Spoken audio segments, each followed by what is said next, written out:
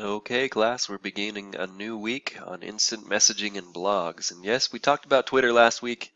Yeah, it might not be super viable for different educational activities. Obviously, students would have to have accounts to Twitter and so forth in order to make it work. But it's just kind of interesting to think about these different tools that are popular for social media and how they could be used for maybe a more noble purpose. Definitely a more noble purpose than, let's say, sharing information about the Academy Awards or about what the Kardashians are wearing. And that is for education. Use it for education is a much better purpose for these types of tools.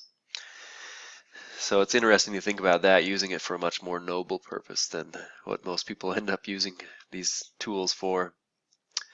Anyway, this week's on instant messaging and blogs. And you'll be reading in textbooks chapters 10 and 11 about those things. And there's also a journal article here. If you notice this article, some of you have had trouble opening these kinds of articles. So you may want to open the link in new tab, and that might help. But what it does is it downloads a file for you. And so if you have like a blocker for downloads or things like that on your computer, you might have trouble opening this file, but it's a reading about using blogs for educational purposes.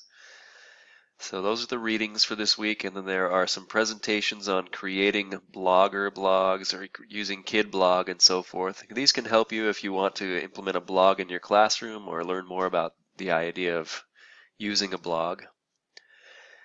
And then finally, there's a discussion assignment. So I believe I introduced this to some degree last week, but yeah, you've been learning about some tools for online discussions as well as microblogging. Now you need to set up a discussion online with Edmodo or another discussion tool. And that could include Facebook, Google Plus, Hangouts, or whatever tool you want, even Twitter. You could choose a target group of learners and create good discussion question or topic for this group, kind of like what we do with discussions in this class, only you're going to be the host of it and you're going to be in charge of it and you're going to get people involved in it. And this is something you want to get started on today if you can, as soon as you can, because you need to let this discussion go for about a week's time. And so try to get 2 people in the discussion topic besides yourself, and then get them logged in and discussing, and by the end of the week, hopefully you can finish that discussion.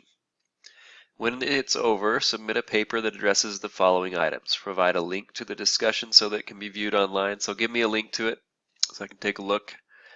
Describe your discussion question or topic. Describe the people who participated in the discussion. Describe the discussion best practices that you followed.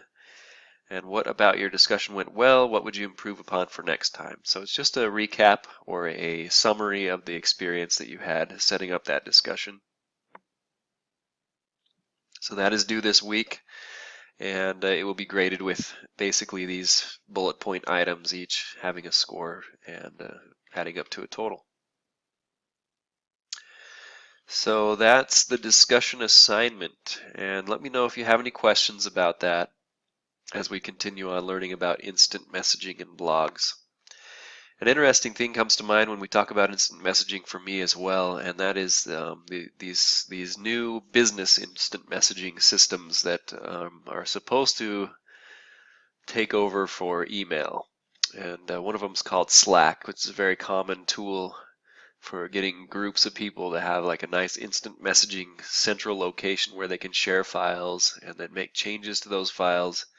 Another one that we've used at Northern State is called River, R-Y-V-E-R is how it's spelled. That one's actually free, which is nice, but you can only have so many users and so forth, where you can do this instant messaging communication. It works well for groups that work together a lot, like that you're constantly communicating at least once every day. Somebody's posting to the group or somebody's responding to one another. But I think email is pretty useful for groups that maybe aren't that on point with things. Maybe they don't communicate every day or every hour.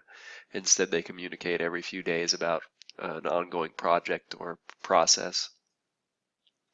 So it's important to be aware of those as well from the business end of things, just so that you can be aware of those. But from education, we do things a little differently as well, right? So there's those different types of instant messaging and blog resources available to you.